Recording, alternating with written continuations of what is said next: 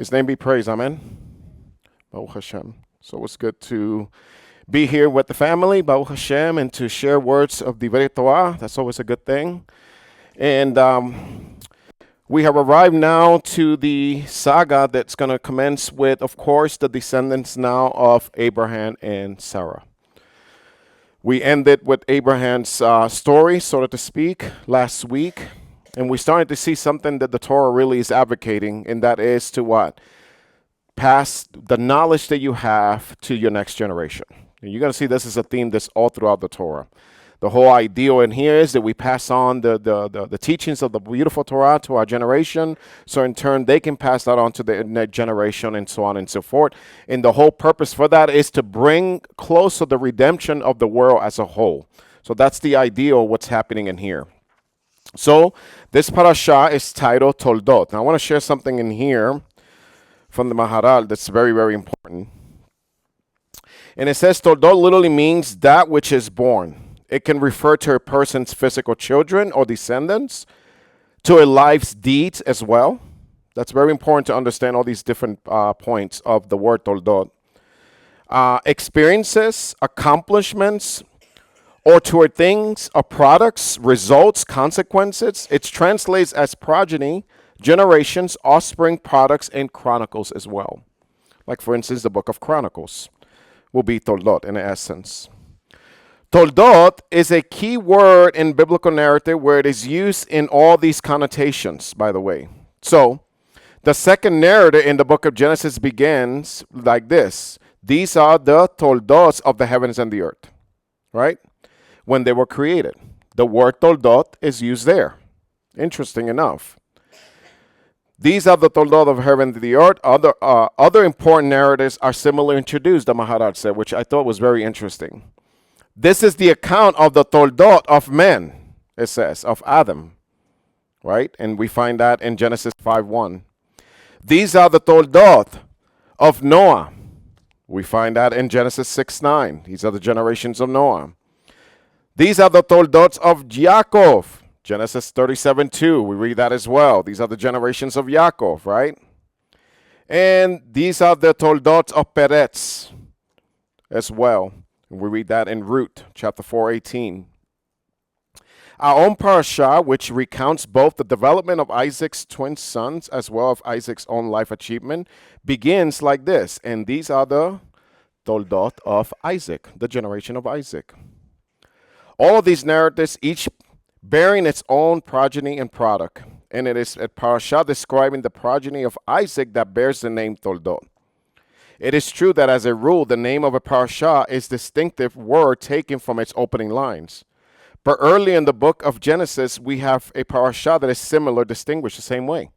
These are the Toldots. Again, these are the generations. So what they're presenting in here is why is it that this portion is titled Toldot, when so many other parashas open as Toldot? It bears a good question. You know, like why title this one Toldot? Why Noah wasn't titled Toldot? Because it said these are the generations of Noah as well. So, it says in here,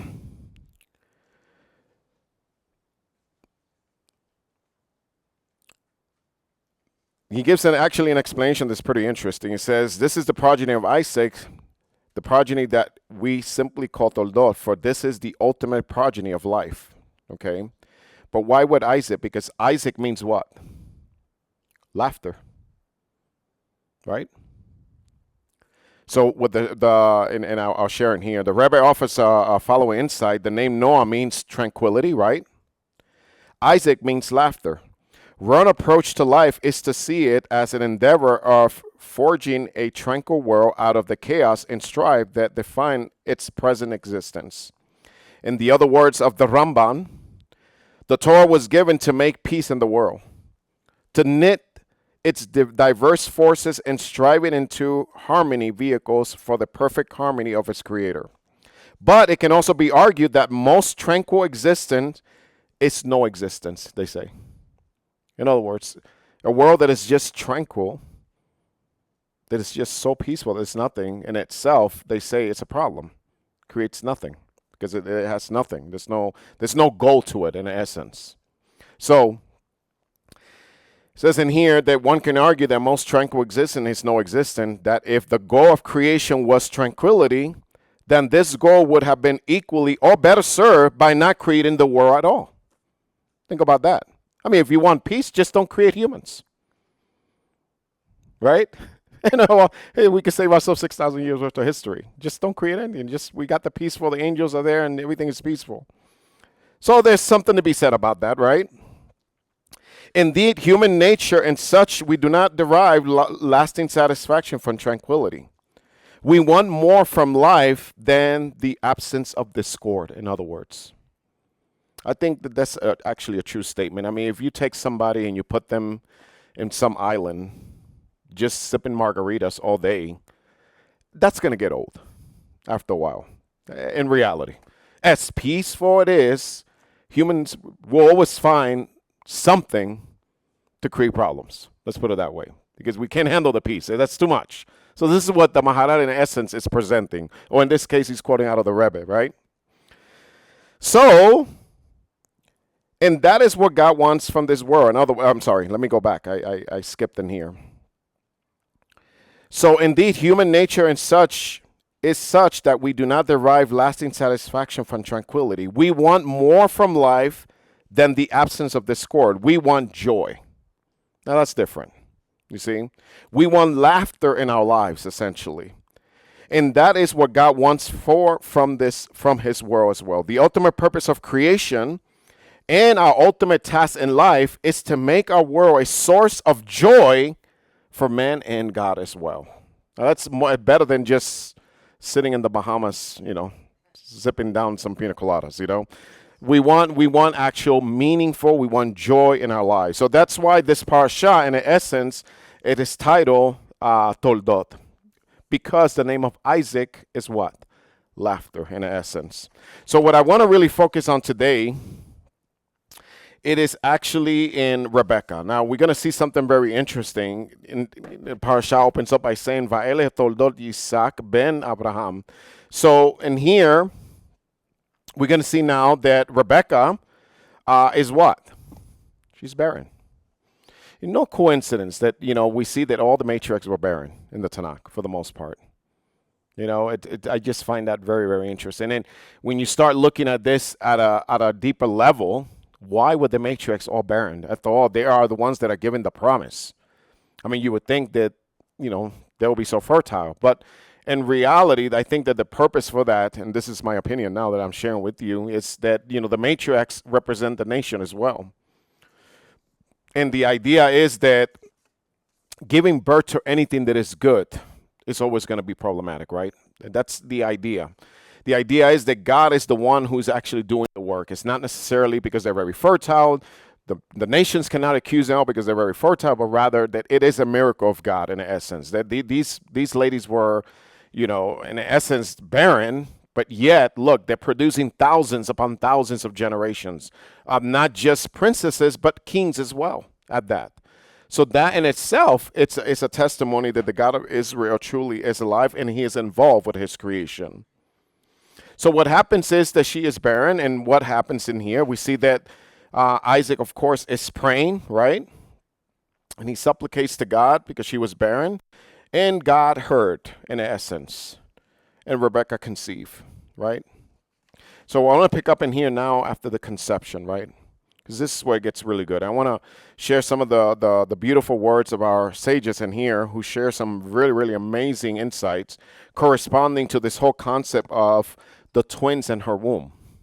Now, I must share real quickly that our sages teach us also that at this point, she didn't know she was having twins. Now, you got to understand, it's not like they had a sonogram back then that they can look and say, well, you have two kids in there, you know what I mean? Up to this point, she had no idea that she was actually having twins. As a matter of fact, one of the things that I'm going to pick up in here says, and the children agitated inside of her. So what does that translate for her? Because we read in it from a point of view where we understand she's having twins, but she didn't at that point. So one interpretation for this is that whenever she would pass through a house of idolatry, Esau would jump of joy. And whenever she would pass through a house of study, Jacob would be the one. So in her mind, this is all confounded because if she is following true monotheism, why is it that the one child that's inside of her is jumping of joy for both? Again, she doesn't know that they're two at this point, according to our beloved sages. She has no concept that she's having two children. So what happens in here now, and this is what we're going to pick up, it says that the children agitated inside of her, and she said, if so, why am I thus? And this is very, very interesting. I want to share with you the Ramban in his first attempt in here to share a drash concerning why it states that the children were agitated inside of her. It says, Vait rotsasesu ha'abanim bekirva, it says. Okay? So really, it's saying that the children were crushing, in essence. That word literally means to crush. It was almost as there was this warfare going on in her womb, in essence, right? The Ramban says, the philosophers say that a perfectly pious person who desires only good is greater than a person who is drawn to immoral deeds yet conquers their desires. This is what most philosophers will subscribe, worldly philosophers today will subscribe to, right? So he's sharing that insight. But when we examine the words of the sages in the Talmud on this matter, we find that one who craves sinful things yet resists them is more worthy and more fulfilled than one who does not desire them. They went as far to say the greater a person is, the greater is the evil inclination. That's something serious there, right? The greater you are and the closer you're coming to God, the greater in righteousness you are, the higher your evil inclination is. Think about that. Now, that's something that I think we can chew for the whole week on. Do we really want to be that pious? Right? In reality, we should. Because the reality is, if you are, the tests that are given to you are befitting for where you are spiritually, in essence. So, and continuing on in here, the Rebbe says this: the fact that Esau was inherently drawn towards evil, even while still in the womb, does not mean that his evil behavior was predetermined. It's one of the first things that they want to point out. This has nothing to do with predetermination. Okay, it has nothing to do with that. Indeed, that will contradict the principle of free choice. Rather, it means that unlike Jacob, whose ordained path was that of a perfect pious person, Esau was gifted with the potential to serve God by conquering a powerful inclination for evil, in essence. This also sheds light in the meaning of Rashi's second explanation. They are fighting over the inheritance of two worlds. If Esau desires the material world, right? Because we say that Esau is the material world, right? He's the conqueror, right? And if Yaakov is the one who is spiritual, right?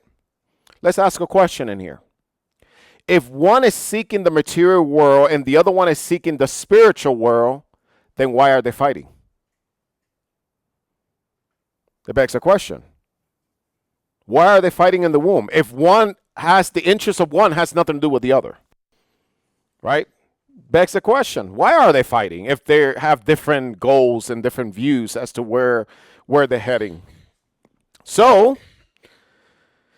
I thought that was a really, really amazing question. What will be the point? What are they fighting for? If in essence they're seeking different things. In truth, however, the Rebbe continues saying in here, both the perfectly pious and the conqueror inhabit and require both worlds. The righteous and the one who is a conqueror, like Esau, both need both worlds, in essence. We're going to see really, gets really, really interesting. Really, really amazing. Where they differ is in the perspective of these two realities, in essence. And the Rebbe continues to say in here, for the perfectly pious, the material world is a means to an end, in essence. In other words, this world for the righteous is a means to an end, in other words. Meaning we have a goal. There is a reason why we are in this world, and we need this world because without this world, we can achieve the world to come, in essence. However, they say that it's somewhat like a corridor, For the conqueror, which is Esau, it is the other way around. The world to come serves as the goal that defines, inspires, and empowers the journey. But the true meaning of life is in the journey itself, in the struggle with an imperfect self. So, this is the deeper dimension of the conflict between the twins in Rebekah's womb, a clash of two worldviews, both positive and necessary, both indispensable components of our mission in life. And it's interesting because what the Rebbe is actually sharing in here, we actually find it in Pirkei Avot. For instance, in Pirkei Avot, in Ethics of Our Father, says, this world is like a corridor to the world to come. Prepare yourself in this corridor so that you may enter into the palace. You see? And he used to say, a single moment of teshuvah and good deeds in this world is greater than that of all the world to come. You've seen this. The paradox of both. We need both. We need this world. We need the world to come, in essence. So I want to discuss a little bit about Yaakov and Esau. Because she's carrying both, they are within her. She's about to give birth, in essence. She's conceived already. And it's something interesting. I want to point out that even our sages in here point out that the theme for this teaching today is primarily us fighting the Jacob inside of us. Each and one of us, we have a Jacob and we have an Esau inside of us. You know what I mean? And we're going to see really how this kind of plays out because she's like confused at this point as to why is it that there seems to be two ideologies within her, in essence. Remember that the children are obviously inside of her. So it's the same thing with us. Each and one of us, we all have a Jacob. We all have an Esau as well inside of us. One represents the material world, the conqueror, right? And the other one represents the spiritual world, the righteous, the tzaddik. The question is, do we choose one on account for the other? And I think this is really where the battles come in and where the misunderstanding comes in a lot of times. We want to suppress Jacob. We want to suppress Esau. We just want to suppress the Esau. Suppress him. He's bad. He's really, really bad. We want Jacob to arise. But the reality is you need Esau as well.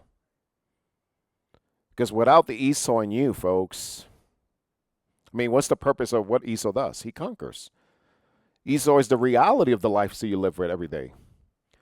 Guess what? If you jump off a roof, you're going to fall and you're going to break your ankle or your knee because that's the laws of gravity. They're real. You know what I mean? If you get up every day and you don't work, guess what? More than likely, you're going to go hungry. You know what I mean? It's not like a basket of food is just going to be delivered in front of your door. So these are things that are very, very important. We need to have that. And it's the balancing essentially of the both where really it gets really, really hard. So it says that because she was feeling this pull on both, she decided to go seek God. And the Torah says that she went to seek God. I want to read that because I thought it was very, very interesting the way actually it is worded. And it says in here, Vatelech liderosh et Adonai. And there's two words in here that really jump right off the bat when we're reading this. When it says that she went to seek God, well, what does that mean? As you're reading this, what does that mean? She went to seek God. Does she get up in the elevator and went to the sulam and went to heaven to go seek him? How does that look like? See, a lot of times we read these things, but we don't know what we're reading. We just read through it, and we fill in the blank according to our understanding. What does it mean to go seek God? Well, in the word telech, it's talking about the same word for telech as the same word for hithalech, which is the same word for lech lecha, which means to walk. It's your daily walk with Hashem. But then it says, vatelech litrosh. So what is litrosh? It is the same word that we get for dalet, resh, and shin. Doresh, darash.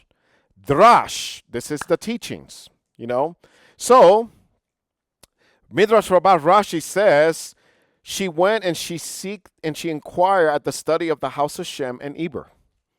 Why? Because the way that's worded in there, it's telech midrash. So it's talking about the drash, the midrash. It's talking about the walk. So she literally went to the academy of Shem to inquire as well. Kli Yakar also adds to this, says she sought the oneness of God. What disturbed Rebecca was the thought that she was carrying a child who is simultaneously drawn to God and idolatry, both. It's not the basis for her monotheistic faith that the two are mutually exclusive. Upon learning that it was not one but two children in her womb, her mind was put at ease at that point. See, because remember, the promise was that she will have what? A child. God never said you're going to have twins. So in her mind, she's thinking we're having one child. It's going to be, this is going to be the promised child. One promised child. So not two. So upon listening to this was actually comforting for her.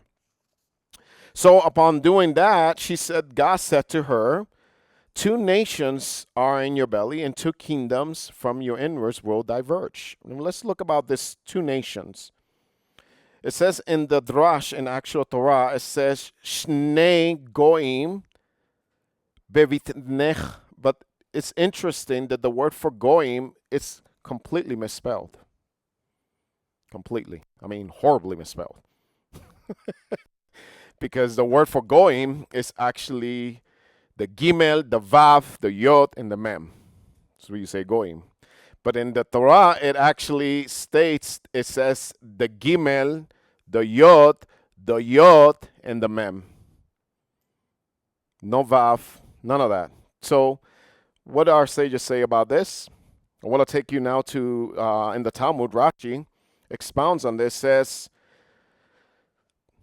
it means 2 exalted ones, 2 literally great men in essence. Why? Because it says this refers to, first of all, he's going to bring you the reference of the 2 individuals in here that actually fulfill this, which is really, really interesting. But the word for nation, before I actually get with that, it says in here that it's misspelled, but because it has 2 yods and a mem, it actually spells as geim, which that's how you would spell it, geim, instead of goyim. It will be geim, because remember, there's no vav there. It's 2 yods and a mem. But what is geim? Geim literally means exalted ones.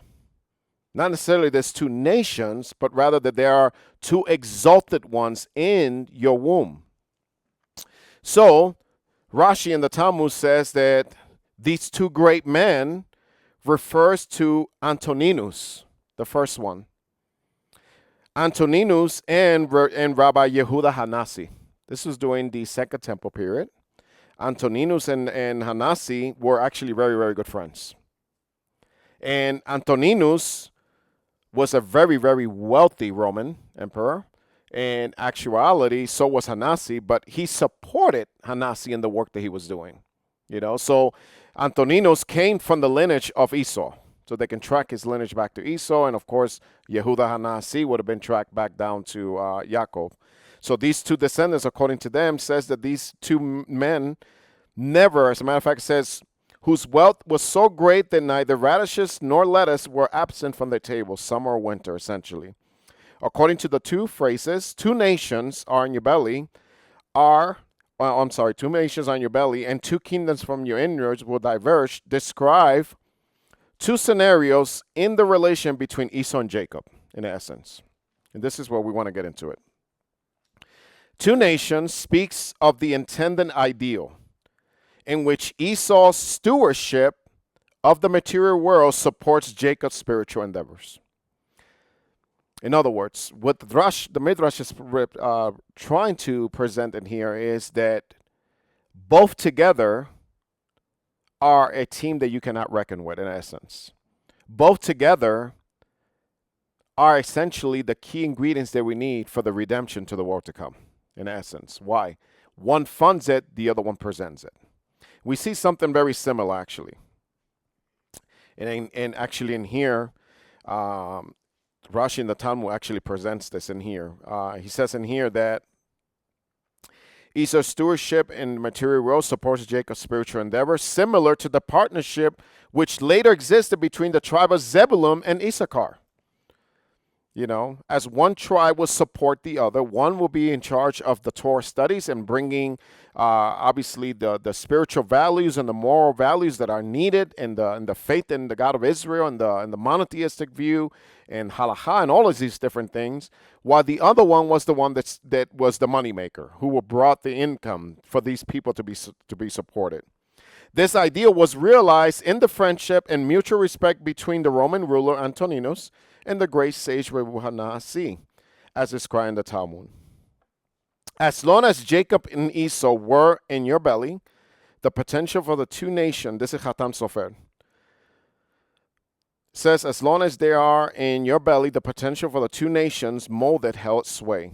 But after the two emerged into the world, their path began to diverge. And the model of the two kingdoms engaged perpetually, conflict began to assert in itself. So in essence, the two nations, it's again talking about two different ideas, two ideologies, of course. Two kingdoms, two nations, it's talking about not just two different faiths. According to the lexicon, the word in there also can indicate two cultures, two faiths and two cultures. Think about that for a minute. Well, you got the Roman culture and you have the Jewish culture. They're complete opposite from one another. So, with this comes lots when we start thinking about it, because again, what happens with us, folks, I want to bring this home. Most of us are fighting this today. Most of us are fighting an Esau and a Jacob within us because we're fighting culture. Whenever culture is involved, remember, this is talking about a kingdom. Everything that has to do with the culture, everything has to do with the faith matters, everything that has to do with belief in God and how we perceive that and how we have to walk it out every day. We essentially are always going to clash because we're fighting ideologies that are very prominent today in the world. We talked a little bit about this last week, how, the majority rules in essence. There's things that today, most people today look at the world and they say, you know what, there's no way that, even 30 years ago, we would have accepted this. And this would have been sacrilege 30 years ago. And if you guys talk to your parents, are you kidding me? We would have never supported such a government that we have today, and ideologies that we've seen out there today, and things that are flying. Good night. It's just like, I'm just really echoing what I'm hearing. I talk to a lot of people every week. It's like, they feel like they don't know what world they're in anymore. Like, this doesn't resemble anything when they were growing up. Moral values have changed. What is acceptable is changed. What is deemed fit and good has changed. Right? And how does that happen? Again, we talked a little bit about this when we were talking about the Tower of Babel, and that is the society, the majority of the society dictates the outcome in the spiritual arena of the country, in essence. So the things that once upon a time were not accepted, today are accepted. You know what I mean? Parents doing drugs with their children as a normal thing, it's common today. Back then, are you kidding me? But this is what I'm saying. Gossip, the way it's spread out today, and unheard of in the day. So we live in a society that desensitizes you through media, unfortunately. And this is the problem that we have today. So, not to go into the rabbit trail, but the idea here is that this is what Rebecca, in essence, is fighting. These are what the two ideologies in here we're seeing are being conflicted within her. Why? Because she's about to give birth. Now, I want you to understand this, that each and one of us here today, we're in a birthing process as well. That's why I believe that this story here is so relevant for us. Because to one degree to another, we all birthing something. Why? Well, the fact that you're here, you're birthing something. Otherwise, we won't even be here. Is that the idea is that we're starting to see things that are different. We're trying to give birth to a new era, in essence. Because what is the goal? We're trying to bring the world to come, in essence, right? Mashiach's here, the Torah rules, right? Righteousness sent to the ends of the earth. There's not just tranquility, but there's joy. All this, you have to give birth to it. And this is what she's dealing with right now. She's giving birth to these two. But now, in the process of her giving birth, she's having this problem because there's conflicting ideologies within her. And it's coming from the children that are in her womb, you see. For us today, even though we're not pregnant per se, But what is it? We're still giving birth to something. We still have ideologies within us that we're fighting, right? One suppressing the other. And that's really what's happening in the womb. One is crushing the other in essence. But there's a problem with this because, again, one intends the world here today as it is, and the other one is looking for the world that is spiritual, that world to come. But you see, the problem and why they're fighting is because you see the corridor, which is this world, still needed. That's the reason why the fight is taking place. Otherwise, there will be no reason to fight, in essence. And I want to share this in here because this is, I thought was really, really, really cool. It says, kingdom over kingdom will overpower in essence. That's in verse 23. It says, and God said to her, 2 nations are in your belly, and 2 kingdoms from your inwards will diverge. And kingdom over kingdom will overpower, and the greater will serve the younger. Now, what is this kingdom over kingdom will overpower? What does that mean? What is the meaning for that? See, this is details that are very important, folks, because this is huge collaborating what we're dealing with today. This is the point that I'm trying to say. Rashi says that they will never be equal in essence. When one ascends, the other will fall in essence. Both cannot rule at the same time, so to speak, which I thought was really, really great. And it says the greater will serve the younger. So I want to share something in here because in the Midrash of Rabbi Huna actually shares a drashan that is really beautiful. He says the phrase can be understood in 2 ways. That the elder brother will serve the younger, or that the elder will be served by the younger. Either or. You know what I mean? If Jacob, in an essence, will have merit, right? Esau will serve him. If not, he will serve Esau, in essence. Interesting drash. Cortes says in here, all through history, kingdom over kingdom will overpower. At times, good will triumph over evil, and at times, evil will triumph over good. But at the end, in the future time, when the saviors were sent to Mount Zion to judge the mountain of Esau, then it will be fulfilled that the greater will serve the younger. Also, when Esau, Hatam Sofer says, also when Esau rules over Jacob in order to punish him for his sins and bring him back to God, he is serving his younger brother in essence. And I want to really take us real quickly in here to 2740, because in 2740, it actually declares that. Chapter 27, verse 40, is actually literally saying what the sages are saying in here. And this is actually Isaac giving the blessing to Esau after he's been, of course, deceived, right? And Esau is like, please give me a blessing. Do you have anything left for me? Please, Dad. You know what I mean? Give me something. And he blesses him. But he says, and his father Isaac answered, said to him, here the fat of the land will be your settlement, and of the dew of the heavens from above as well. And by the sword you shall live, and your brother you will serve. And, but there's a clause there, and it will be that if you are aggrieved, you will cast off his yoke from upon your neck. What does this mean that you are aggrieved? 2740 in here, Onkelos says, when children of Israel will transgress the Torah, you will have cause to contest their sovereignty over you, and you will overpower them, and you will persecute them in essence. So it serves to point. When Israel disobeys, Esau will rule over them. And what will be the purpose of Esau? Esau actually is serving them now. Why? Because in the essence of Esau persecuting Israel, it would drive Israel to repentance to come back. See, it's really, really beautiful in essence.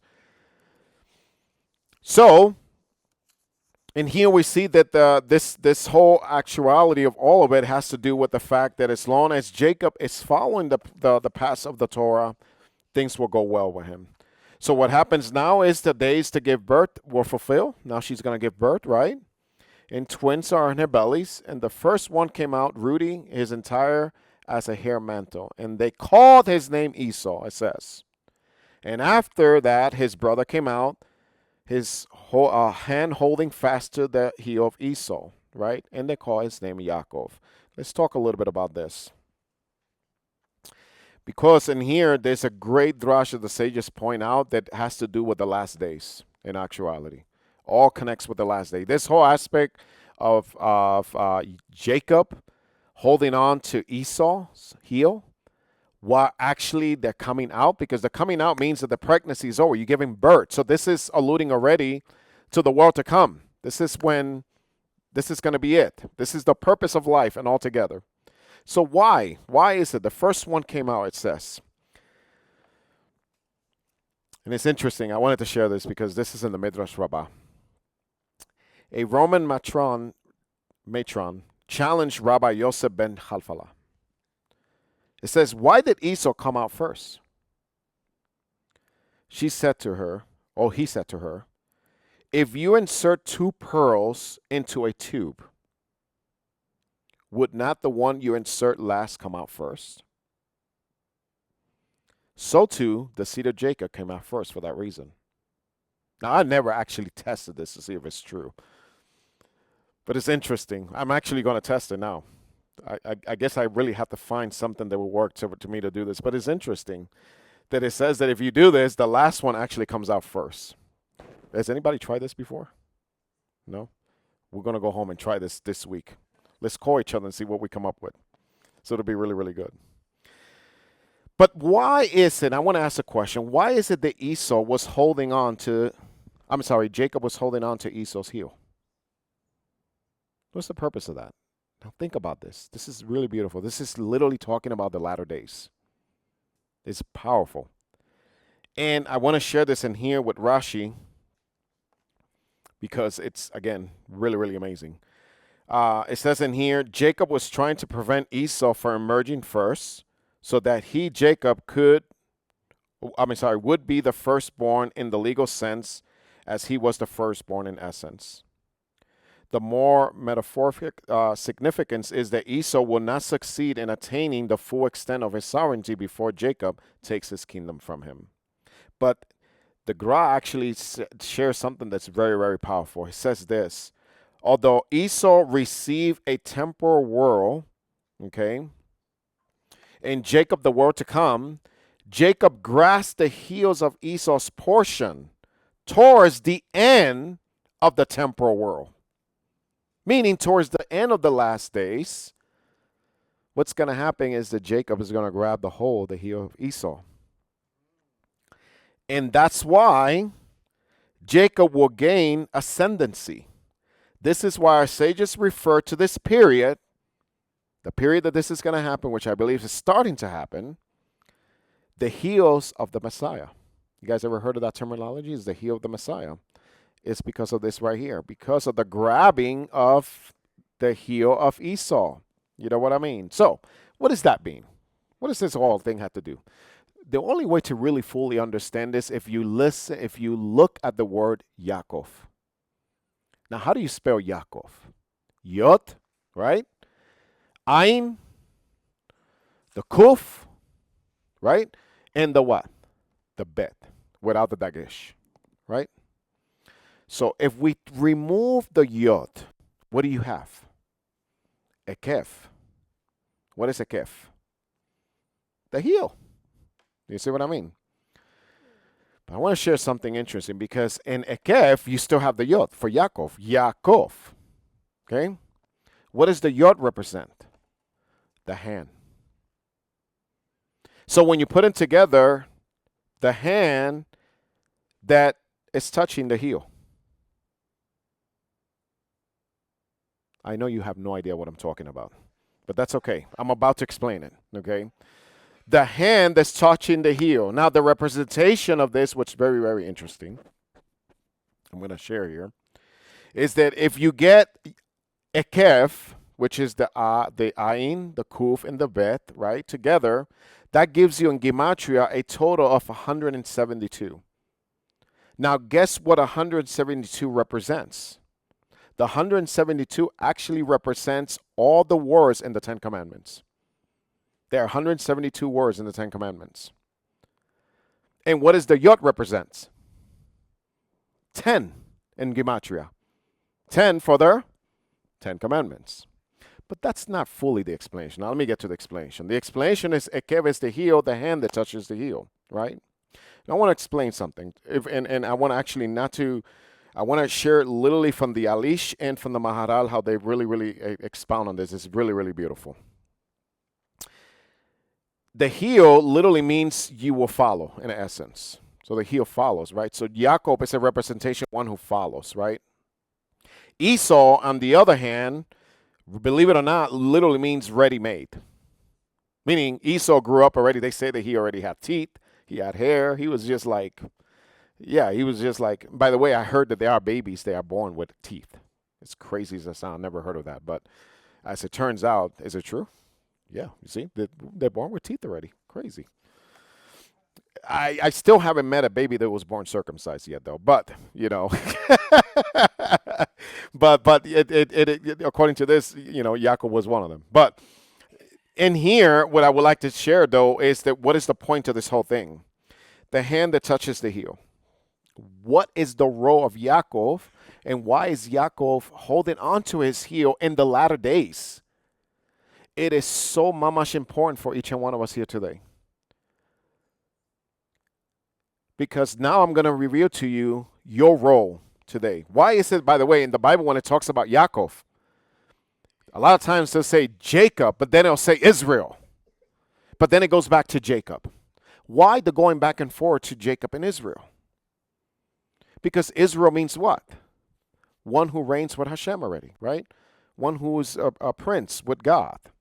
Israel is the ultimate representation of the goal of what we strive for every day.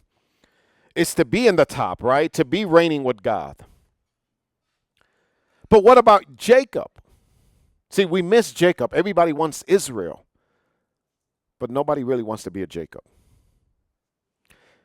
Hopefully after today, this will make a lot more sense and you'll be ready to be a Jacob when you walk out of here and conquer the world. Oh. So, the hand on the heel. According to the Ben Aish, the hand, which is, again, is the point of godliness at the core of the soul. Why? Because the hand is the deeds that we do. It represents, that's why we see the hand of God or the arm of God in essence. It's simultaneously used interchangeably the same, which is talking about the yad, which is very important. So according to Jewish understanding, the hand is the point of godliness at the core of the soul. Remember that. The hand is the point of godliness at the core of your soul. It's the things that you do with every single day, right? So, the point of divinity at the core of the soul, represented by the yod, which is the hand, right? Now, what is the heel? The heel is the lowest element of the body. See? The lower extremity to the body. So what happens is, when we take divinity at the core of the soul, which is the deeds, the good things, right? To the lowest element, symbolizing by the heel, what happens? We immerse the world with goodness. In other words, you infuse the world with holiness. But how can you infuse the world with holiness if you're always in a throne? That makes sense? That's why Israel, it's the prince with God. But Jacob is the one who brings holiness to what? To the mundane world. What does that mean? It means that we need to interact with the world.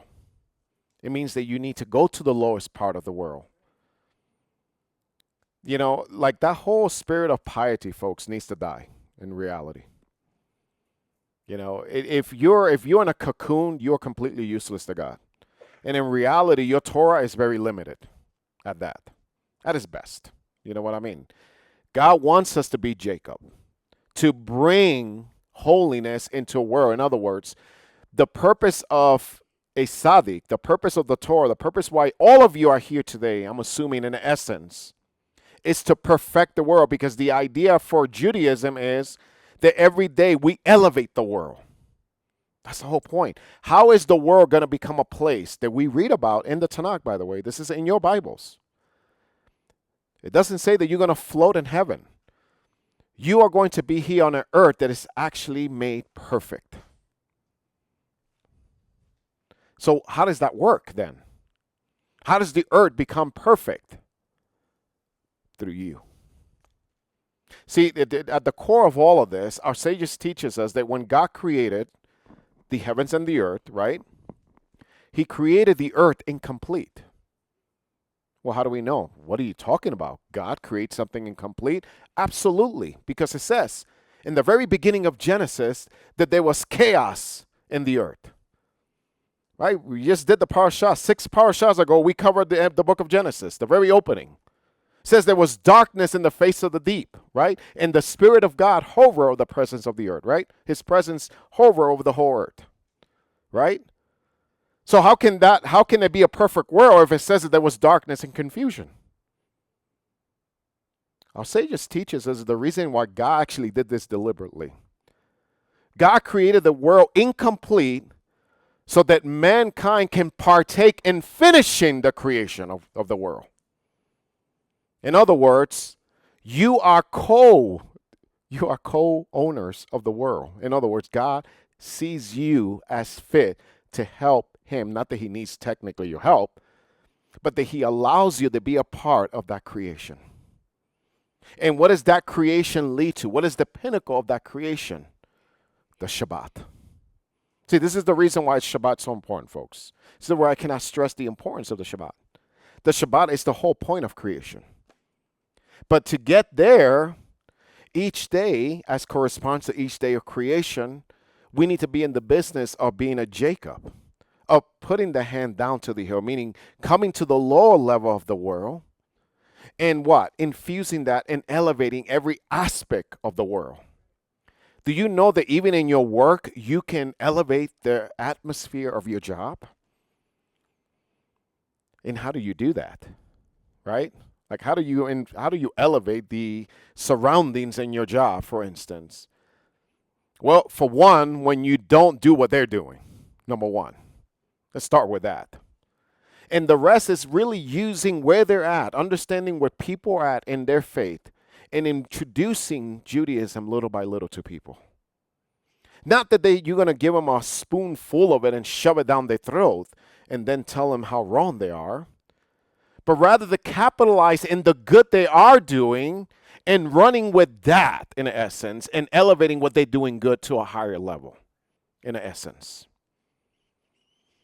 Because every faith, believe it or not, and by the way, I'm not preaching in here coexistence by no means. So please don't misunderstand my words.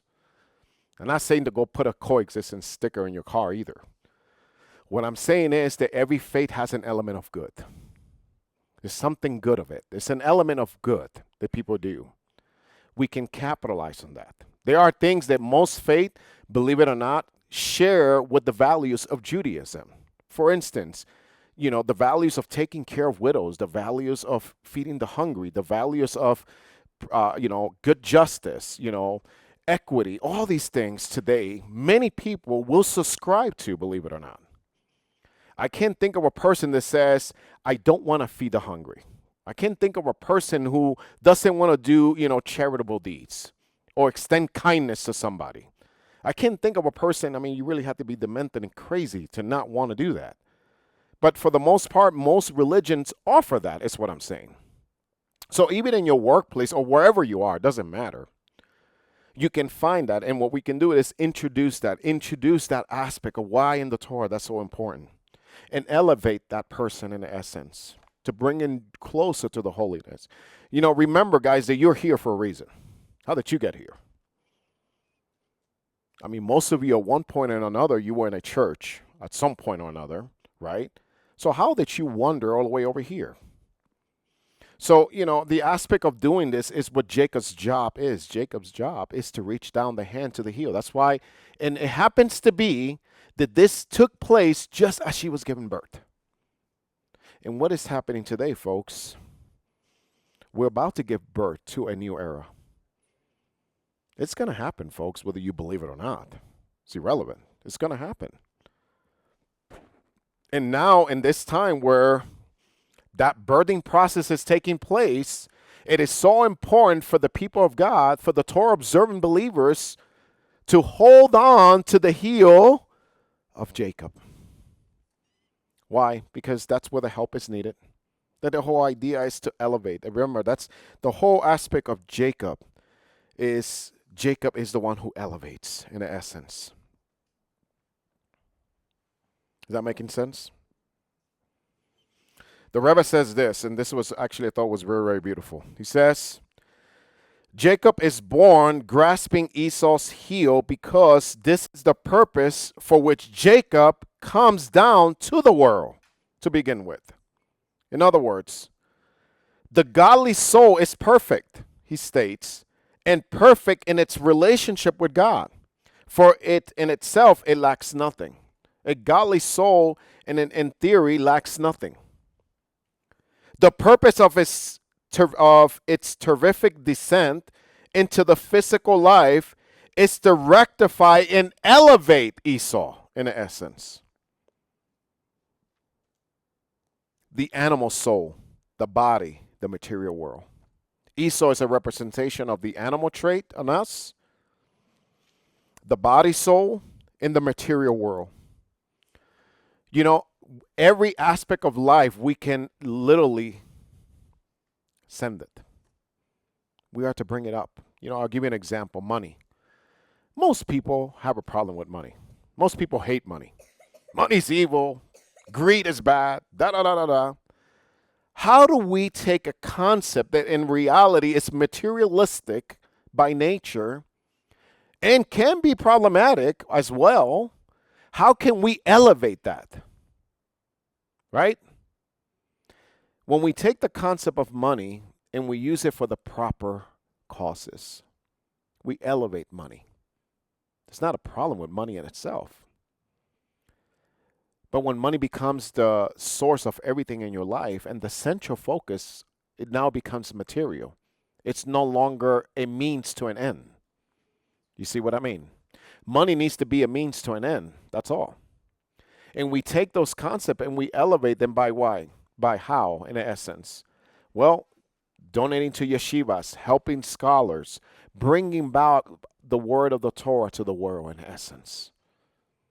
This is why the marriage of both of them is so important. Jacob and Esau is a beautiful marriage. You need those two because one helps fund the other. And that is one way to elevate, by the way, the material world. I mean, there's different ways that the sages give us examples and how we can fulfill this, how we can do it. But in every aspect, please do know that in every phase, in every aspect of your life, the idea is to bring an elevation of the world because, again, the purpose is for this world to be a perfect place, not heaven. You were not created to float in the air. Otherwise, you'll be a malachim. You're a human being. God created you to be here and to perfect this world. That's the whole concept. That's the whole idea. You see what I mean? So, how do we accomplish this? In these days, we have to descend. We have to come down. You know, people that stay in this little, bubble and don't want to move out of the comfort zone, don't want to reach out to other people, don't want to affiliate with other people, unfortunately, they're missing out on this blessing because this is part of the blessing, by the way, when we reach out to the generations to do this. So Esau, again, is the one who is the breadwinner, who does all these things, right? And Jacob is the one who's there, in essence, to bring that balance to him, to bring him and to make him higher, to bring him to a higher level. I want to share something from Rabbi Eliezer Melamed from the Yeshiva Aďbraham. And I'll conclude with this.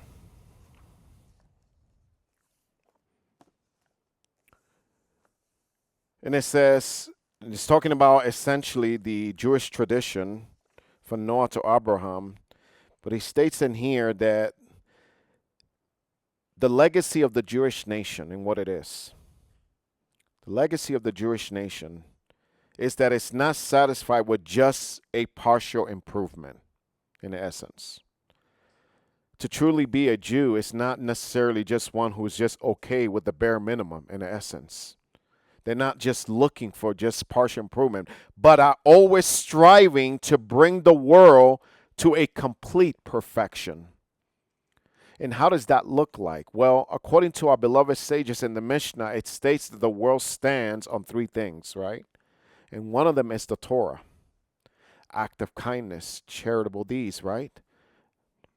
These are the things that in essence elevates the world. For a Jew, the aspect is we encompass all of that in essence, in theory. Because not only do we study the Torah, but we want to infuse the world with the Torah in essence. And that's what brings in essence the complete perfection of the world. This begins with the soul that God gave the Israelites, it says in here. Abraham's heir. A soul that strives to cling to God using divine ideals, essentially. And values that will help and perfect the world in essence.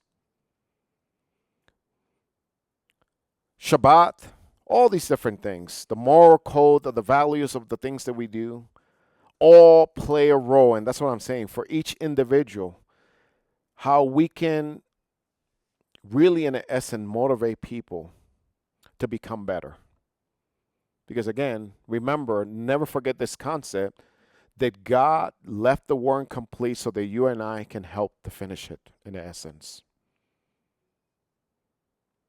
And this is really, to me, it's a very humbling experience that we can merit such a work, a big work, in my opinion, than a world that is so lost right now, a world that is so consumed by the materialistic aspect of it, that we can help to bring and elevate that materialistic aspect of it. Instead of telling people you're such a greedy person and all you care is about money, help them direct them how to use that money and applaud them for what they're doing.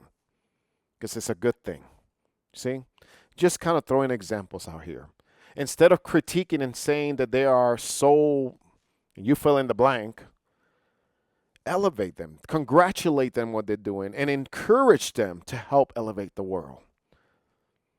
This is the concept, folks. This is what really helps. And, you continue doing this from one phase to another in every aspect of your life, you're going to notice that there's going to be a big change in the world.